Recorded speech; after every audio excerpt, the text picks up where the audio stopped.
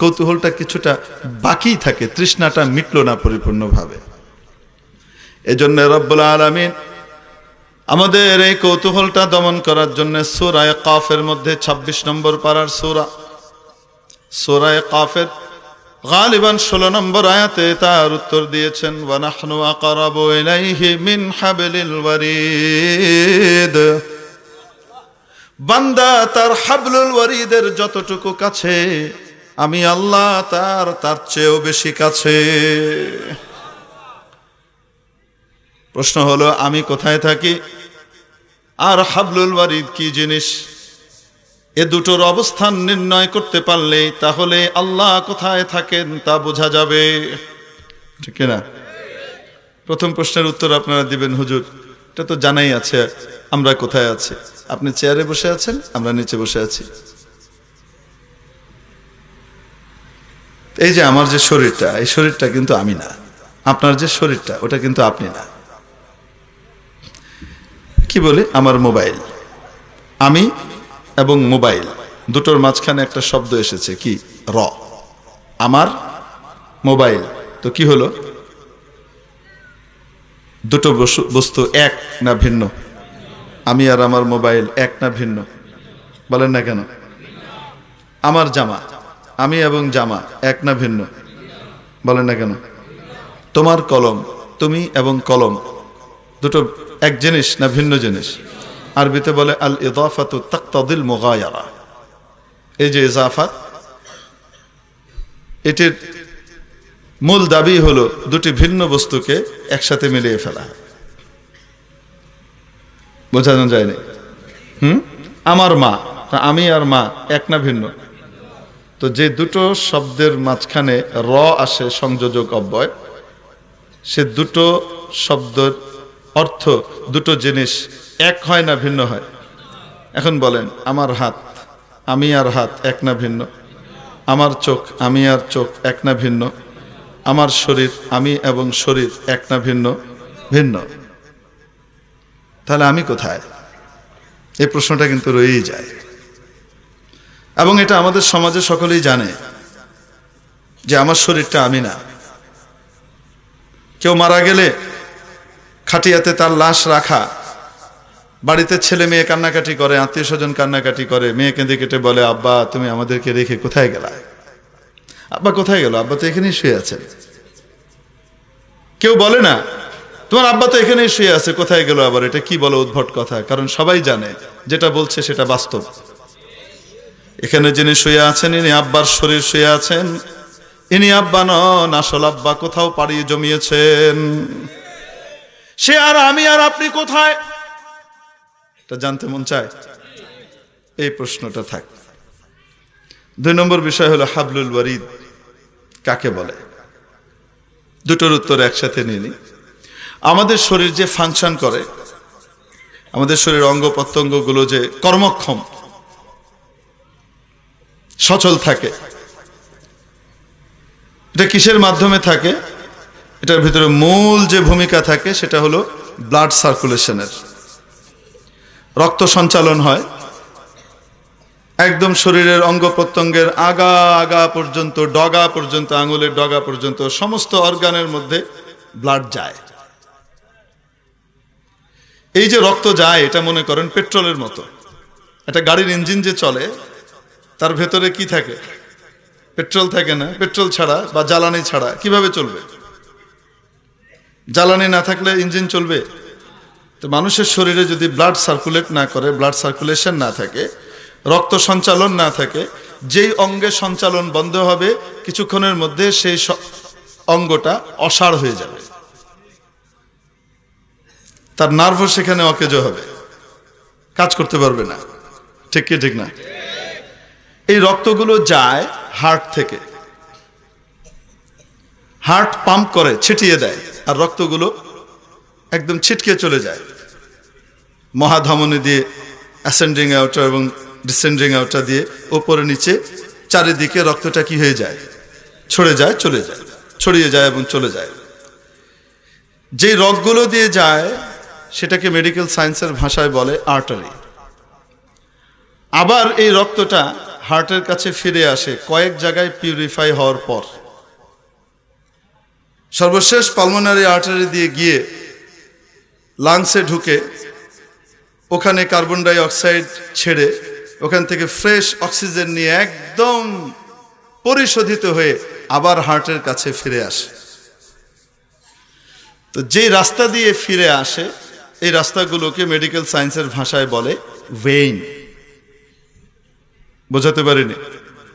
তাহলে আমরা বুঝতে পারলাম এই রক্ত সঞ্চালন বন্ধ হলে মানুষ কি করে? মারা যায়। কোনো অ্যাক্সিডেন্টের রোগী কোনো জায়গায় আসলো, সে বেহুশ, তার হাড়গোড় ভেঙে গেছে এবং তার ব্লিডিং হচ্ছে, রক্তপাত হচ্ছে।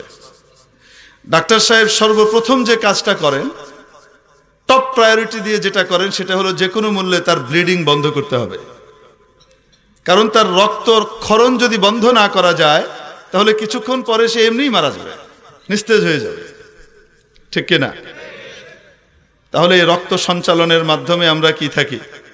বেঁচে থাকি, ধরে নেন কিছুক্ষণের জন্য।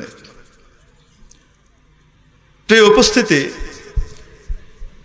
এই যে রক্তগুলো যায়, এটা হার্ট থেকে যায়, হার্ট পাম্প করে, আর রক্ত মুহূর্তের মধ্যে ছিটকে চলে যায়। কয়বার যায়, কয়বার আসে? এই যে আপনার আমার শরীরের মধ্যে যে পালস আছে না, বিভিন্ন জায়গাতে আপনি টিপে ধরলে দেখবেন যে ধুকপুক করছে, যতবার নাচে ততবার যাচ্ছে। সুবহানাল্লাহি বিহামদি।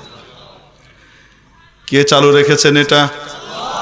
রক্তগুলো যে যায়, কিভাবে যায়, হার্ট পাম্প কিভাবে করে? দেখেন, হার্ট তো একটা জড় বস্তু, একটা গোশত রগের টুকরা, ঝিল্লির টুকরা। ঠিক কি ঠিক না? ছোট্ট একটা জিনিস। একটা জড় বস্তু কি অটোমেটিক নড়াচড়া করে? বলেন না কেন? একটা জড় পদার্থ। এমনি একটা গোশতের টুকরা রাখা আছে, ওটা এমনি এমনি নড়বে? একটা গ্লাস এমনি এমনি নড়বে? কেউ না নাড়ালে? এই মাইকটা এমনি নড়বে? এই স্ট্যান্ডটা কেউ না নাড়ালে? বলেন না কেন? তো এই হার্টটা পাম্প করে, কিভাবে পাম্প করে? সে যে রক্তটা ছিটকে দেয়, কিভাবে ছিটকায়? সে যে নড়াচড়া করে, কিভাবে নড়াচড়া করে? মেডিকেল সায়েন্স বলে হার্টের ভেতরে মোটা মোটা কিছু রগ আছে, এই রগগুলো দিয়ে রক্ত যায়। হার্টের ভেতরে একটা জায়গা আছে যেটাকে এভি নোড বলে, অ্যাট্রিয়াল ভেন্ট্রিকুলার নোড। ওখানে ইম্পালস হয়, ওটার ধাক্কায় রক্ত ছিটকে যেতে থাকে। হার্টের মধ্যে মোটামুটি 4টা চেম্বার আছে, এটা নিয়ে আমাদের আলোচনা দরকার নেই এখন। তো আবার সেই প্রশ্ন, এভি নোডের মধ্যে ইম্পালস কিভাবে হয়, ওখানে স্পন্দন কিভাবে তৈরি হয়? মেডিকেল সায়েন্স বলে একটু নিচের দিকে আরেকটা জায়গা আছে যেটাকে এসএ নোড বলে, সাইনো অ্যাট্রিয়াল নোড। ওখানে প্রথম ইম্পালস তৈরি হয়, ওটার ধাক্কায় এভি নোডে ইম্পালস হয়, স্পন্দন হয়, এবং ওই ধাক্কায় রক্ত ছিটকে যায়। আবার সেই একই প্রশ্ন, এসএ নোড, ওটা তো কোনো প্রাণী না, অটোমেটিক সে নড়বে এরকম তো না, তো সে কিভাবে নড়ে? মেডিকেল সায়েন্স এখানে এসে বলে হার্টের ভেতর দিয়ে খুব সূক্ষ্ম সূক্ষ্ম কিছু রগ এদিক ওদিক যাতায়াত করে আশপাশ দিয়ে। এটার আশপাশে বেশ এই পাওয়ার জেনারেট করার জন্য ঝিল্লির মতো আছে। সুবহানাল্লাহ। এর ভিতরে সূক্ষ্ম সূক্ষ্ম রগের মতো আছে, একদম মাইক্রোস্কোপ দিয়ে দেখা যেতে পারে। ওর ভেতর দিয়ে 3 অণু সোডিয়াম ঢুকে একদিক থেকে আরেক দিক থেকে 2 অণু পটাশিয়াম বের হয়। এই ঢোকা এবং বের হওয়া এর মাধ্যমে এটার মধ্যে একটা পাওয়ার জেনারেট হয়। ওখান থেকে এসএ নোডের মধ্যে স্পন্দন হয়, এসএ নোডের ধাক্কায় এভি নোডে স্পন্দন হয়, সেখান থেকে রক্ত ছিটকে যায়। আবার সেই একই প্রশ্ন, এই সোডিয়াম আর পটাশিয়াম এগুলো তো কোনো কি নয়, প্রাণী নয়, এগুলো তো জড় বস্তুর মতো পদার্থ। ওরা কিভাবে এদিক থেকে ঢুকে ওদিক থেকে বের হয়? মেডিকেল সায়েন্স বলে উই ডোন্ট নো, আমরা কি করি না, জানি না। সর্বপ্রথম স্পন্দন হয় যে জায়গাতে, সেটাকে আমরা এসএ নোড বলে থাকি, সাইনো অ্যাট্রিয়াল নোড। যেদিন ওখানে স্পন্দন বন্ধ হবে সেদিন আর রক্ত চলাচল করবে না, রক্ত সঞ্চালন হবে না, সেদিন মানুষকে দুনিয়া থেকে চলে যাওয়া লাগে। ওই যে প্রথম স্পন্দন যেখানে হয়, মেডিকেল সায়েন্স আজও বলছে, এবং কিয়ামত পর্যন্ত এই কথা বলতে হবে, আমরা জানি না। এটার উত্তর আজও দিতে না পারলেও রব্বুল আলামিন ১৫০০ বছর আগে তার নবীজি সাল্লাল্লাহু আলাইহি ওয়াসাল্লামের কাছে এর উত্তর জানিয়ে দিয়েছেন। ওয়ায়াসআলুনাকা আনির রূহ, ও নবী, ওরা আপনার কাছে জানতে চায় রূহ কি জিনিস। কুলির রূহু মিন আমরি রাব্বি, বলে দেন রূহ আমার রবের একটি আদেশ মাত্র। এখানে আমর বলতে আলমে আমর এবং আলমে খালকের মুয়াজানা করে বোঝানো হয়েছে। কুলির রূহু মিন আমরি রাব্বি, রূহ আমার রবের একটি আদেশ। রব্বের আদেশ যতক্ষণ থাকবে ততক্ষণ ওখানে স্পন্দন হতে থাকবে, আদেশ শেষ হবে রূহ ওখান থেকে বেরিয়ে চলে যাবে। ওই যে যেখানে সর্বপ্রথম স্পন্দন হয় ওই জায়গাতে আমি আর আপনি থাকি। বোঝাতে পারি নাই? আমি আর আপনি ওখানে থাকি, ওখান থেকেই চলে যাই অন্য কোনো জগতে পাড়ি জমাই। আল্লাহু আকবার কাবীরা। আমরা মনে করি এখান থেকে পাড়ি জমিয়ে চলে গেলাম, মনে হয় সব শেষ, তাই না? মৃত্যুর দ্বারা মানুষ মনে করে তার জীবনের ইতি ঘটলো। আসলে জীবনের ইতি ঘটে না, এই মহাজীবনের সূচনা হলো। মौत को समझा है गाफिल इख्तितामे जिंदगी, मौत को समझा है गाफिल इख्तितामे जिंदगी, दर हकीकत मौत है सुबह दवा में जिंदगी।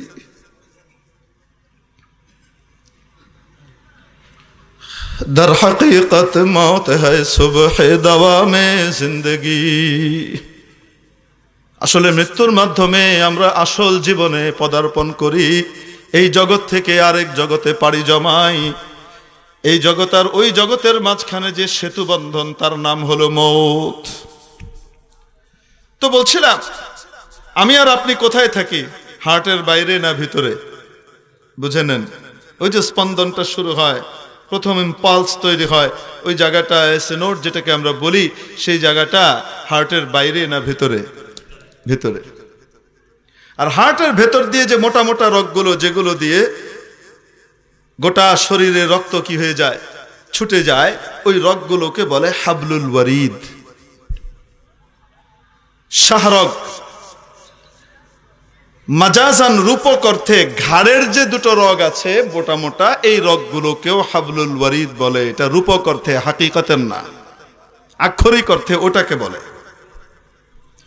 তাহলে হাবলুল ওয়ারিদ এটা কি হার্টের বাইরে না ভিতরে?